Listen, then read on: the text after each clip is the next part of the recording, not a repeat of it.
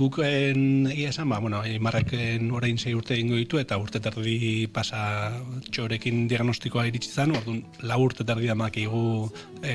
mundu honetan esan genezak ez. Eta egia esan, egia da, askotan kosta egiten dela ere bai, hasierako onarpen hori, duelo onarpen hori pasa arte, gero irikitzea eta beste naiz eta jakin beste familia batzu badaudela bere ume, neskatil, mutiko autistekin, ez dakizu familia hori nola dagoen, situazioetan dagoen, eta zaila edo violentoa egiten da zuzenean familia horien gana esatea izu, badakizun ere egoera berdintxo da antzekoan zaudela, eta egia esan, gautenan bitartez, igual, nahizu zure inguruko familia honek, baino gauz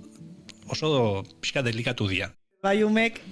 benetan naturaltasun guztiarekin juten dira autismoa dukatuen umeen gana, helduen gana, berdintzaien orena, eta naturaltasun horrekin